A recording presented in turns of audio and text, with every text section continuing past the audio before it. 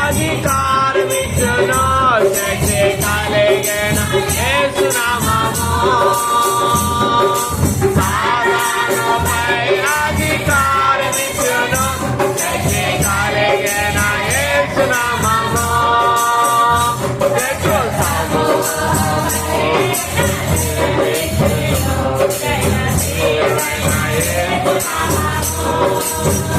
देखो सामो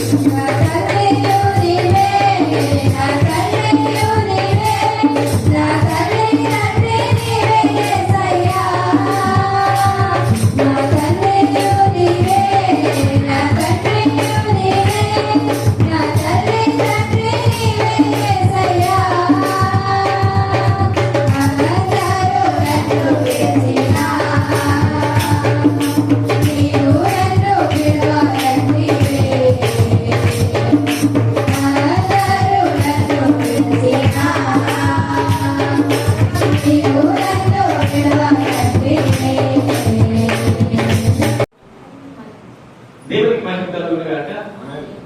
ప్రార్థన చేద్దాం.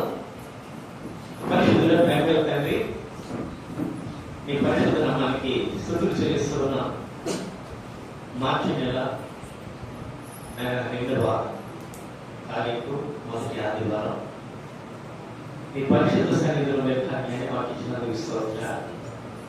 ఈరోజు ప్రత్యేకంగా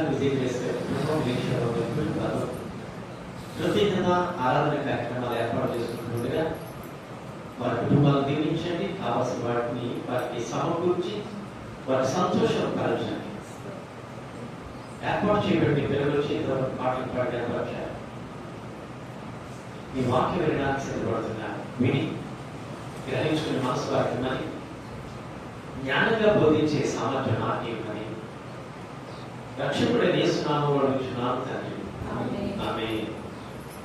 హల్లెలూయా. అందరికీ వందనాలండి. మరి 10 నిమిషాలు మనం పరిశుద్ధ గ్రంథంలో నుండి ఆయన మాటలు మనం పరిశీలన చేద్దాం. ఈరోజు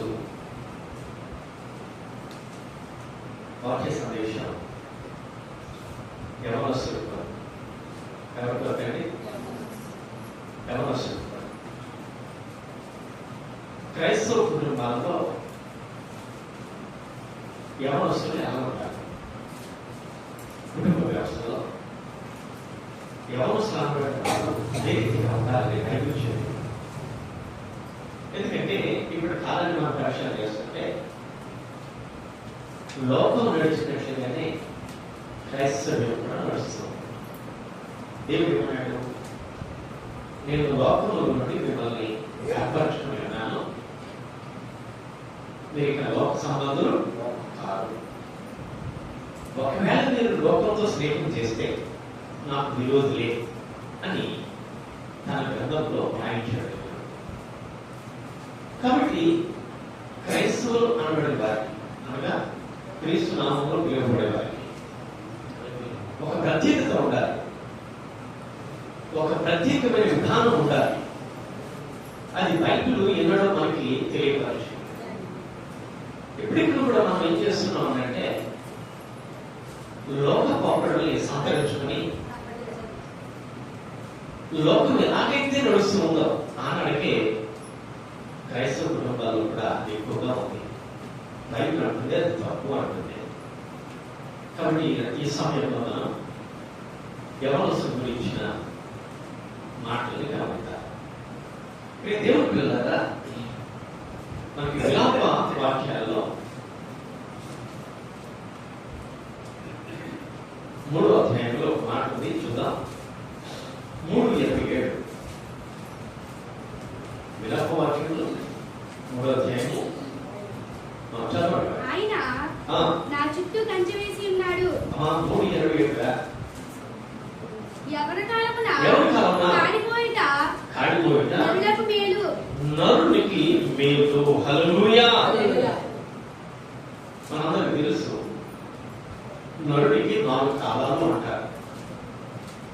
వాటిని ఎలా విభాగించారంటే బాల్యము, యవ్వనము, నడిప్రాయము, వృద్ధాప్యము అని 4 రకాలుగా విభాగించారు. బాల్యము అనే ఆ దశలో వాడు ఏ పనులు చేసినప్పటికీ అదంతగా నేరముగా, పాపముగా ఎంచబడే అవకాశం అయితే లేదు. ఎందుకంటే చిన్నపిల్లలే దేవుని రాజ్యం అని దేవుడు చెప్తున్నాడు. ఎందుకంటే అది తెలిసి తెలియని వయస్సు. బాల్యం అనేది తెలిసి తెలియని వయస్సు. ఈ బాల్యము గడిచిన తర్వాత వచ్చేది యవ్వనం. ఈ యవ్వన కాలంలో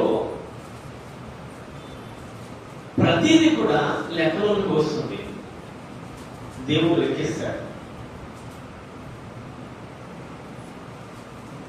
ఇక నడిప్రాయము, వృద్ధాప్యము అనేది ఇంకా చెప్పవలసిన పని లేదు. ఇప్పుడు బాల్యంలో నుండి యవ్వనంలోనికి ఎంతైనా మీరు తమ జాగ్రత్తలు తీసుకోవాల్సి ఉంటుంది. ఎందుకంటే చెడుతనం ఎరగని స్థితిలో ఉన్న వీరు చెడు క్రియల్లోనికి వచ్చే అవకాశాలు అధికంగా ఉంటాయి. మనకి యెషయా గ్రంథంలో మాట్లాడాడు.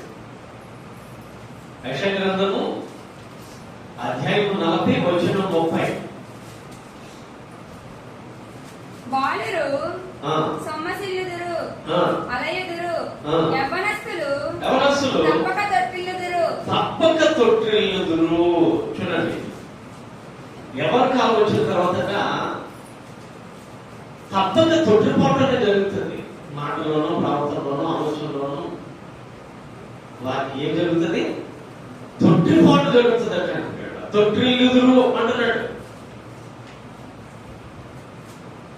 కాబట్టి యవన కాలంలో కాడి మోయటం నరుడికి లేదు. అంటే ఏ కాలంలో అయితే మనిషి దేవుడికి దూరం అయిపోతున్నాడో,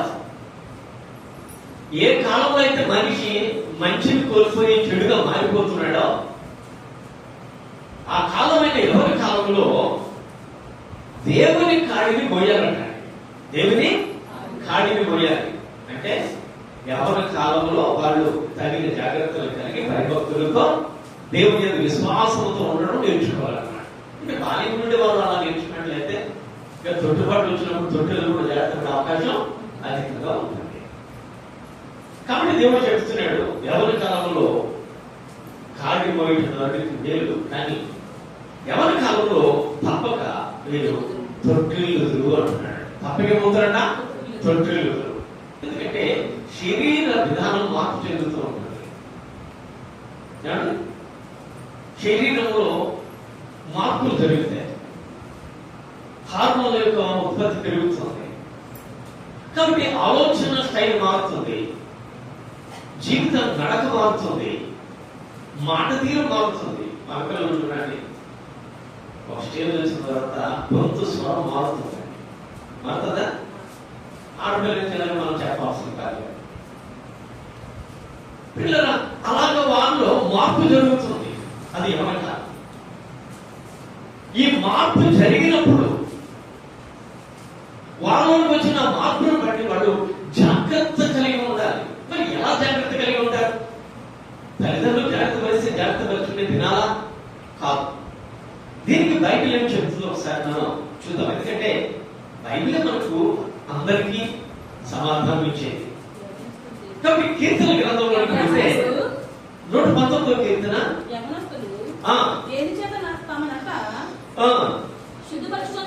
తొమ్మిదవ వచనం, యవనస్తులు దేని చేత తన నడతను శుద్ధపరచుకుంటారు. చూడండి, దేని చేత తాను నడతను మార్చుకుంటారు. ఇప్పుడు ఆలోచన మారిందండి, అమ్మో ఈ ఆలోచన నా జీవితానికి నష్టం, నన్ను బాడి చేసేది అని వాళ్ళు ఎలా తెలుసుకుంటారు? వాళ్ళ జీవితాన్ని తాను ఎలా మార్చుకుంటారు?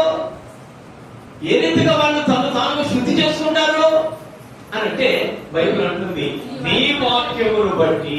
హల్లెలూయా. దేని బట్టి అంట? తల్లిదండ్రులు భయభక్తులు బట్టి అంటలో, తల్లిదండ్రులకి సంరక్షణ బట్టి అంటున్నా. ఎవడున్నాడు అంటే దైవ భయమే సమస్త పాపాలు దూరం చేసేది. అంతే. తల్లిదండ్రుల భయం ఇంట్లోనేనండి, బయటకు వెళ్ళాక యాంటీ అంటారు. అవునా? బయట తల్లిదండ్రుల భయం అంటే ఉండదండి. ఇంట్లో మాత్రం తడిసిపోయినట్టు నటిస్తారు అందరూ. కానీ ఏ భయం వారిని సరిచేస్తుంది అని అంటే బైబిల్ అంటుంది, నీ వాక్యమును బట్టే.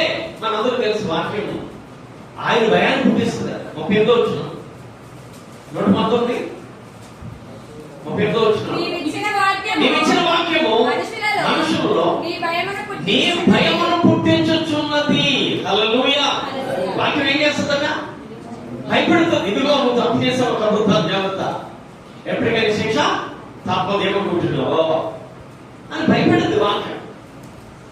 కాబట్టి ఆ వాక్య భయమును బట్టి ఇక్కడ అంటున్నాడు 9వ వచనంలో, నీ వాక్యమును బట్టి దానిని జాగ్రత్తగా చూచుకొని చేస్తనే కదా వాళ్ళు తన నడతను శుద్ధిపరుచుకునేది అంటున్నాడు. వాక్య భయం అనేది మనుషుల్లో ఉంటే వాళ్ళు ఎక్కడున్నా ఏ పరిస్థితిలో ఉన్నా ఈ పాప నైజానికి వెళ్ళకుండా జాగ్రత్త పడతారండి. వాక్య భయం కనుక వాళ్ళు లేకపోతే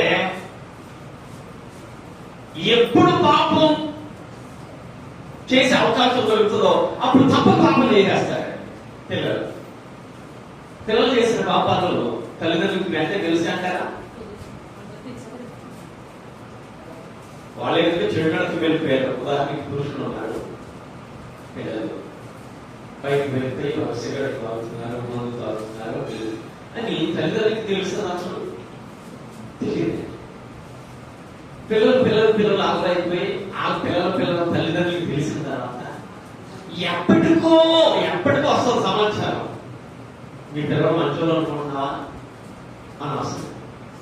అప్పుడు వీళ్ళు గమనిస్తారు. అప్పటి వరకు తెలియదు. ఇలాగా తమ నడతను చేరుకునే పురుషులు ఉన్నారు, తన నడతను చేరుకునే స్త్రీలు ఉన్నారు. కాబట్టి క్రైస్తవ కుటుంబాల్లో పెద్దలైనా పిల్లలైనా చెడిపోకుండా ఉండాలంటే కేవలం వాక్యాన్ని బట్టి. హల్లెలూయా. ఏమంటున్నాడు? నీ వాక్యమును బట్టే యవనస్తులు తన నడతను శుద్ధిపరుచుకొందురు. ఈ సమయంలో మీకు నేను బైబిల్ గ్రంథంలో కొంతమంది వ్యక్తుల్ని చూపిస్తాను. మనందరికీ తెలుసు అబ్రహాము యొక్క ప్రియ కుమారుడు ఇస్సాకు తండ్రికి చాలా విధేయుడు. ఇస్సాకు విషయంలో మనం అనేకమైన గొప్ప లక్షణాలను నేను పరిశీలన చేయొచ్చు. ఎందుకంటే వాగ్దాన పుత్రుడు. ఒక సమయంలో దేవుడు ఇస్సాకుని బలిగేమని కోరేశాడు. నీ కొడుకు చేతులారా నీవే చంపేసి ముఖంలో చేసేసి కక్ష మీద తలలు పెట్టి అని దేవుడు చెప్పేశాడు. ఎవరికి? అబ్రహాముకి. అబ్రహాము బలి ఇవ్వడానికి బయలుదేరాడు. మధ్యలో ఇస్సాకు అంటున్నాడు, అంటే కాస్త పెద్దవాడయ్యాడు, తెలివితేటలు ఉన్నాయి నానా, మరి బలి ఇవ్వడానికి అంటున్నాడు కదా, కట్టెలు ఉన్నాయి, నిప్పు ఉంది, మరి బలి పశువు ఏది అని అడిగాడు. అంటే అప్పటికి మెచ్యూర్ అయ్యాడు కదా, తెలిసింది, నాకు మైండ్ ఉంది, అంటే ఆలోచించగలిగే స్థితి ఉంది. బలి ఇవ్వాలంటే ఒక పశువు ఏదైనా ఉండాలి, బలి పశువు ఏదైనా ఉండాలి, కట్టెలు ఉండాలి, నిప్పు ఉండాలి. దేవుని బలి ఇచ్చుట ఇది అనే విషయం తెలుసుకుని ఉన్నాడు. అంటే పెద్దవాడే మన లెక్కలో, అంటే యవనస్తుడు అని అనుకోవచ్చు కదా అని అడిగాడు తండ్రిని. తండ్రి అన్నాడు, దేవుడే చూసుకోను అని అన్నాడు. ఏమన్నాడు? దేవుడే. కానీ దేవుడు చెప్పిందండి కొడుకు మరి నిన్నే నాయన అనలా. సరే వెళ్ళారు, ఆ పర్వతం మీద వెళ్ళారు. మొత్తం కట్టెలు పెంచేశారు. కట్టెలు క్రమంగా వేస్తారు. బలి పశువు దగ్గర కొడాలంటే కట్టెలు క్రమంగా వేస్తారు. క్రమం లేకపోతే బలి పశువు అంతా కూడా దహింపబడే వరకు కూడా ఆ కట్టెలు కాలం అటు ఇటు చాలా చెదిరైపోతాయి. కాబట్టి అది నిదానంగా కావాలంటే కట్టెలు పేర్చాలి. కాబట్టి కట్టెలు పేర్చాడు. ఇప్పుడు కట్టెలు పేర్చాక దాని మీద బలి పశువు పెట్టాలి కదా. ఇప్పుడు ఏం జరిగింది? బైబిల్ గ్రంథంలో మనం చూస్తాం సార్. ఆదికాండంలో 20వ అధ్యాయంలో బంధించనున్నది కదా తన కుమారుడిని.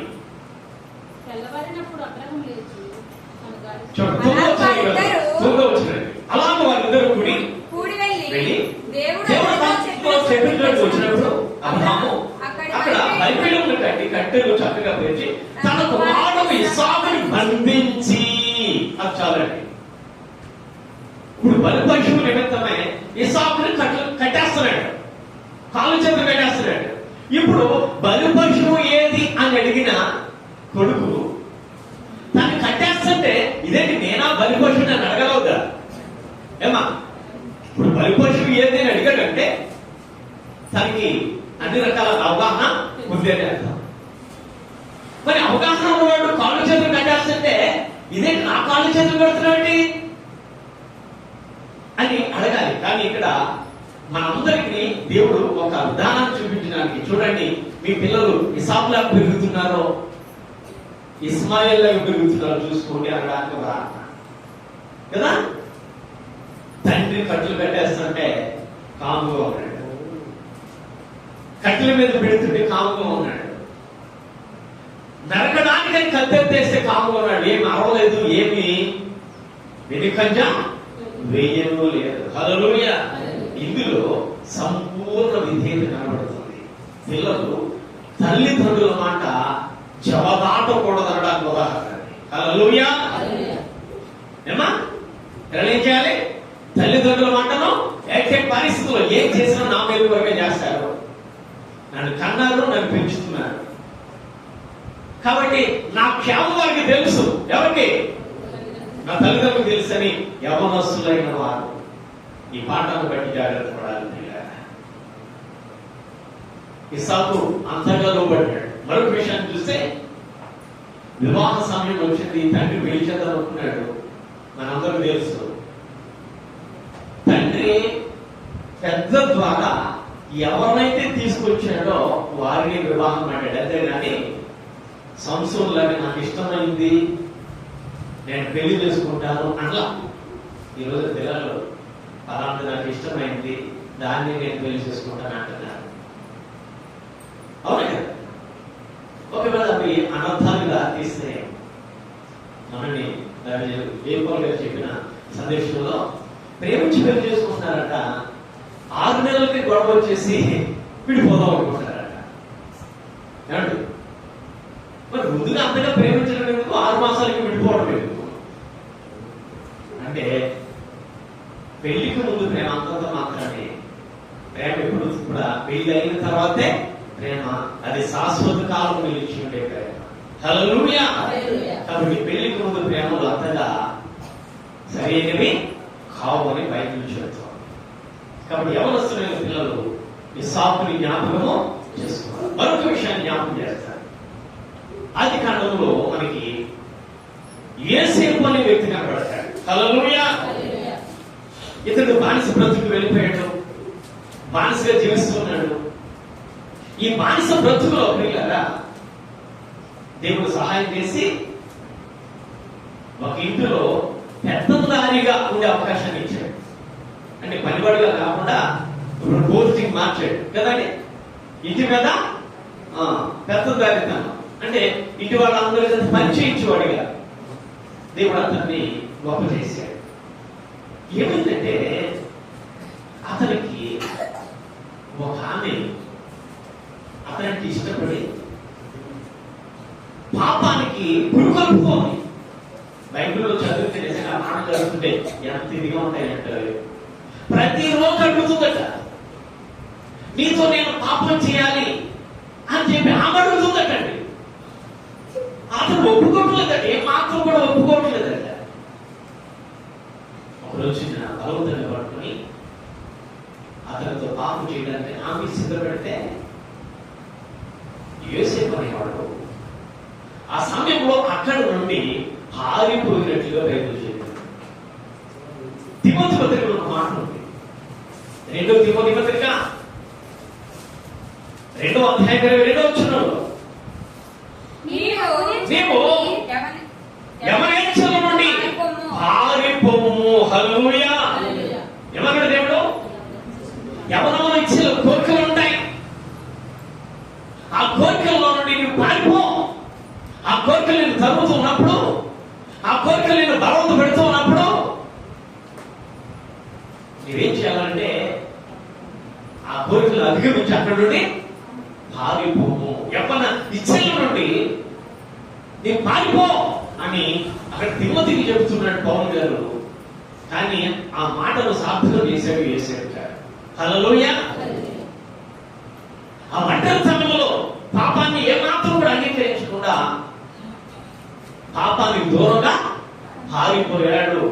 పారిపోయిన కారణం చేత 2 సంవత్సరాలు జైలు శిక్ష అనిపించాడు.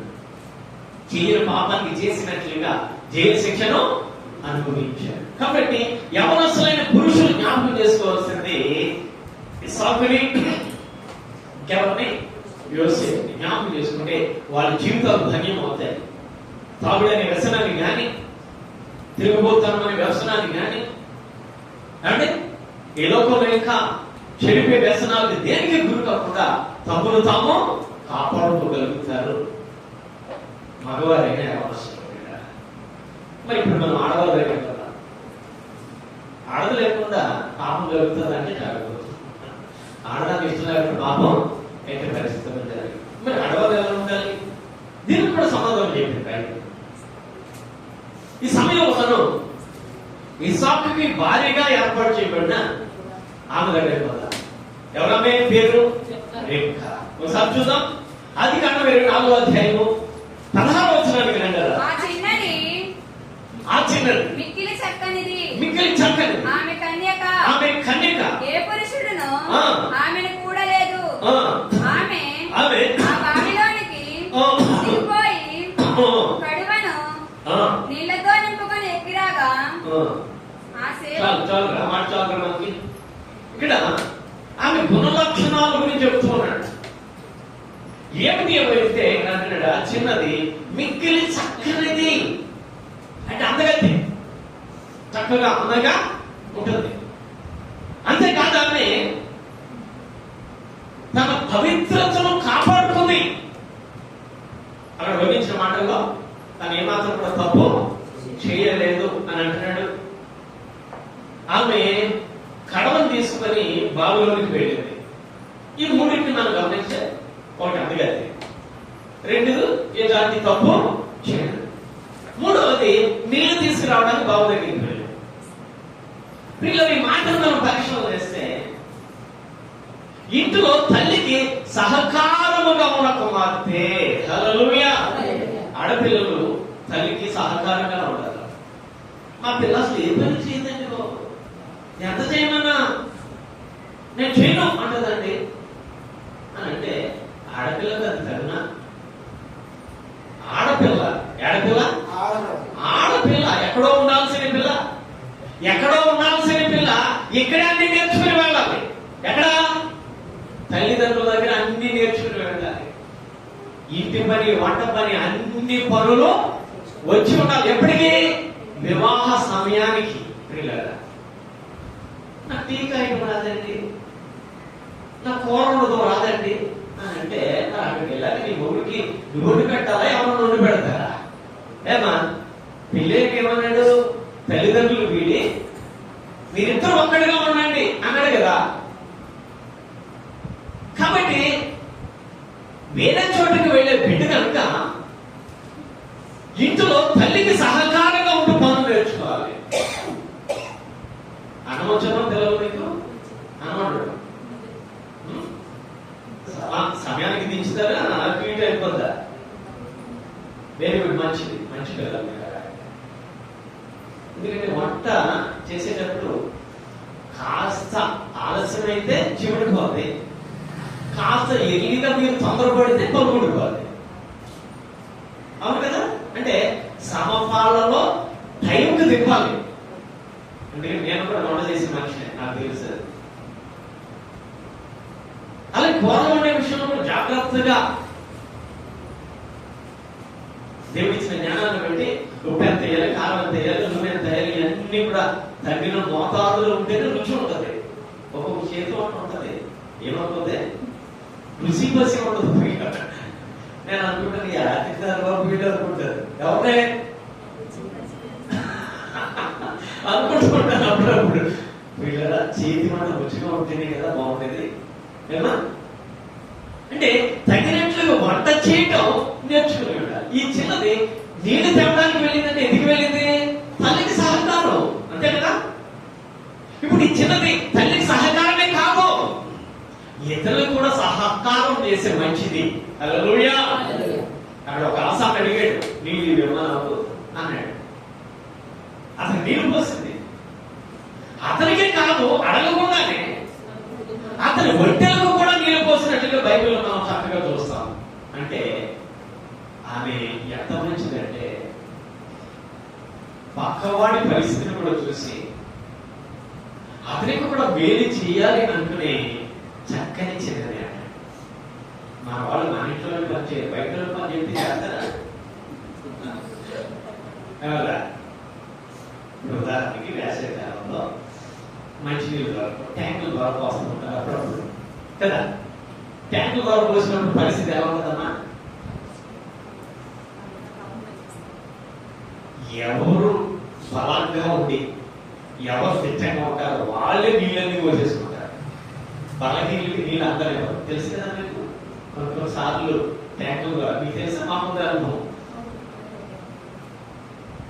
బలహీనకి బిందు కూడా దొరకనివారు, బలాఢ్యులదే రాజ్యం అన్నటువంటి ఉంటుంది ఒకసారి. మరి అలాంటి టైంలో ఒక పిల్ల వాళ్ళ ఇంట్లోకి నీళ్లు కాదు కానీ ఒకవేళ లెగలేని ముసలాం ఉంది పాపం, ఆమె రాలేదు, ఆవిడ బిందు నీళ్ళిద్దామని అనుకోవాలంటే ఈ పిల్ల చక్కనిదై ఉండాలి, అంతే కదా.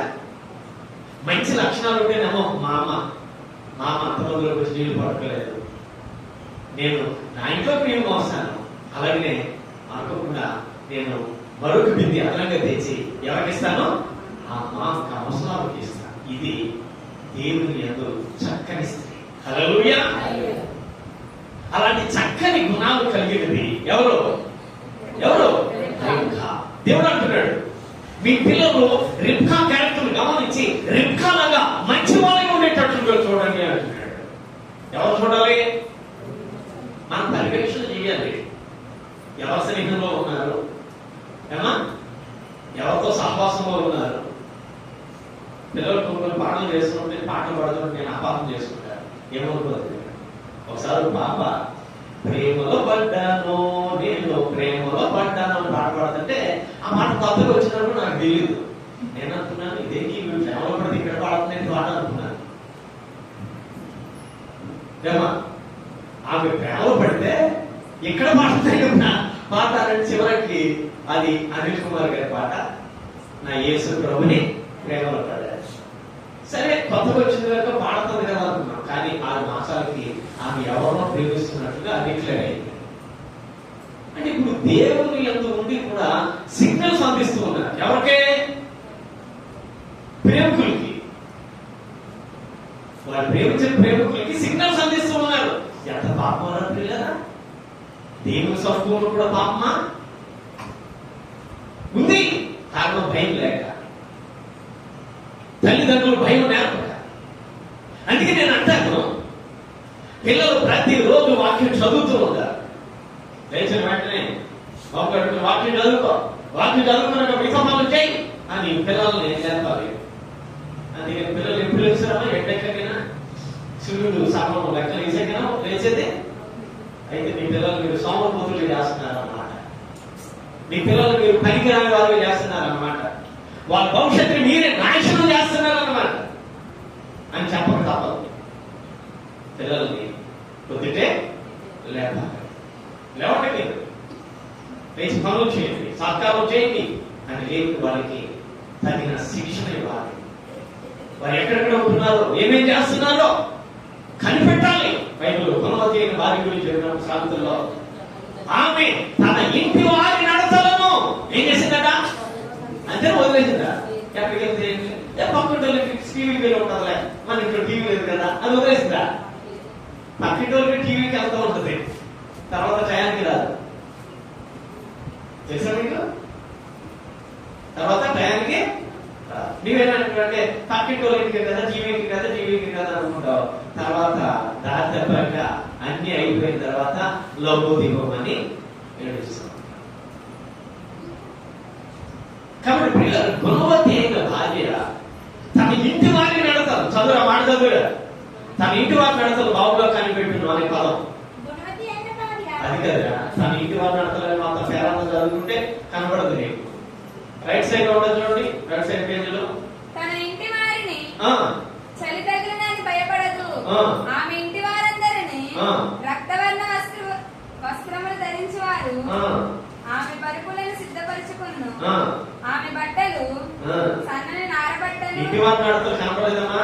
27వ వచనం, ఆమె తన ఇంటి వారి నడతలను బాగుగా కనిపెట్టును, పని చేయకుండా ఆమె భోజనం చేయదు అని గుణవతి భార్య చెప్తూ తన ఇంటి వారి నడతలని బాగుగా కనబడుతుంది. నా భర్త ఏం చేస్తున్నాడు, ఎక్కడికి వెళ్తున్నాడు, ఎలా ఉంటున్నాడు, సరిగా ఉన్నాడా లేదా సెకండ్ ఏదైనా ఏర్పాటు చేసుకుంటున్నాడా? కనిపెట్టాలంట. ఎవరమ్మా? భార్యలు. ఆయన పిల్లలు నడవడికలు కూడా కనిపెట్టాలంటున్నాడు ఇక్కడ. తన ఇంటి వాళ్ళని నడతాలన్నా బాగుగా కనిపెట్టును. నువ్వు కనిపెట్టలేదంటే పట్టించుకోవడం లేదన్నమాట. నా కుటుంబం ఏమైతే ఎందుకులే అనుకుని వదిలేస్తాం అనమాట. కుటుంబాన్ని అలా వదిలేకూడదు. కుటుంబంలో మన బాధ్యతలు ఉన్నాయి. పురుషుని బాధ్యత పురుషునికి, స్త్రీ బాధ్యత స్త్రీది. ఎవరి బాధ్యతలు వారు నెరవేర్చాలి. ఎవరి రోజులు ఎక్కడ వెళ్తారు నాకు తెలిసి.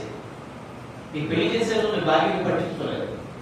నీకు పెళ్లి చేశాను, నీ భర్త నీవు పట్టించుకోలేదు. నీకు పిల్లలు ఇచ్చాను, నీ పిల్లలు సరిగ్గా పెంచడం నీకు చేత కాదు. నేను నేర్పాను కదా బైబిల్లో, పిల్లల్ని ఎలా పెంచాలని చెప్పాను కదా, పదే పదే చెప్పించాను కదా. కానీ పెంపకమే నీకు చేత కాలేదు. కాబట్టి నా క్రమాన్ని నీవు నేర్చుకోలేదు కనుక, అక్రమంగా జీవించావు కనుక పో అంటాడు. ఎక్కడికి? అది కూడా ఉంటుంది. కేవలం భక్తులు ఏదో లోపం ఉంటుంది కదా. భక్తులు ఎందుకు లోపం ఉందంటే నీ జీవిత క్రమం లేదు కనుక భక్తుల లోపం ఉందండి. జీవితం క్రమం ఉన్నప్పుడు భక్తుల లోపం ఏర్పడడానికి అవకాశం ఉండదు. హల్లెలూయా. కాబట్టి రిబ్కాలాగా ఇంటి పనులు చేయడానికి ఆడపిల్లలు సిద్ధపడాలి. అలా ఉంటున్నారో లేదో ఇంటి యజమానులు ఏం చేయాలి? కనిపెట్టాలి. రెండవది మరొక స్త్రీని చూద్దాం మనం. ఆమె ఎవరు అంటే ఎస్తేర్. హల్లెలూయా. ఎవరామె? ఎస్తేర్కి మరొక పేరు ఉంది తెలుసా మీకు? ఏమా తెలియదా? నీ బాబాయ్ అంటే అంత వెనకబడుతున్నారు మీరు. చెప్పాను నాకు మర్చిపోయాడు. హదస్సా. ఎస్తేర్కి మరి పేరేంటి? హదస్సా.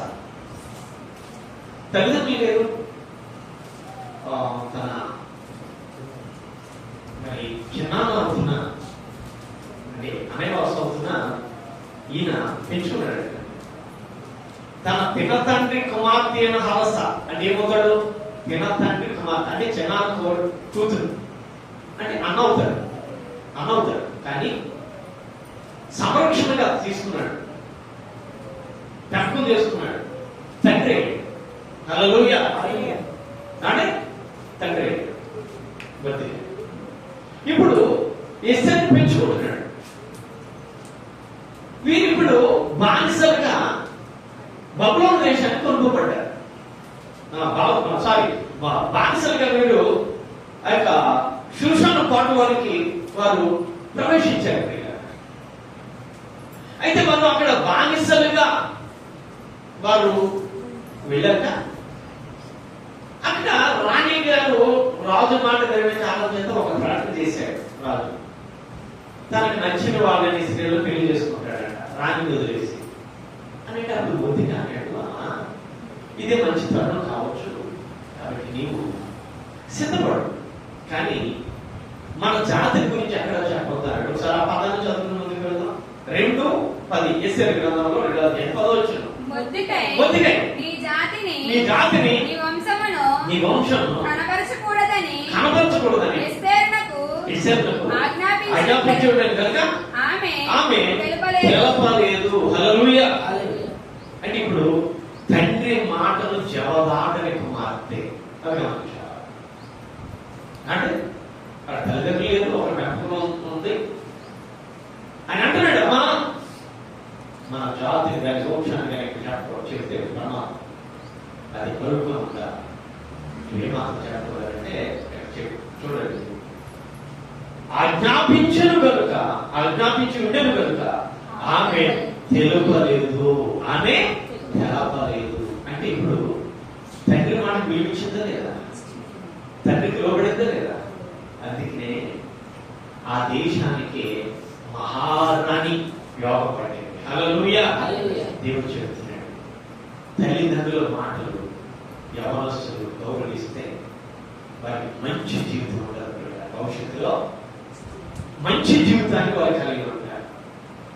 అలా కాబట్టి నీ మాట ఏంటి? నువ్వు చెప్పడం ఏంటి? నాకు తెలియదా? నాకు వయసు వచ్చింది. మీరు అడ్డగోలుగా తిరిగితే మీ భవిష్యత్తు అంధకారమే. బైబిల్ చెప్తుంది కనుక మీ భవిష్యత్తు అంధకారమే. కాబట్టి బైబిల్ గమనించి ప్రియులారా, యవనస్తులైన పిల్లలు ఎలా ఉంటున్నారో తెలుసుకొని ఇక మీదనైనా జాగ్రత్త పడితే వారి జీవితం ధన్యంగా ఉండదనే విషయాన్ని తెలుసుకోవాలని కోరుతూ ప్రియులారా, మరిద్దరి మాటల్ని ముగిస్తున్నాను. దేవుడి కొద్ది మాటలు మనందరి వెనుకలో భద్రం చేయదుగాక. ఆమేన్.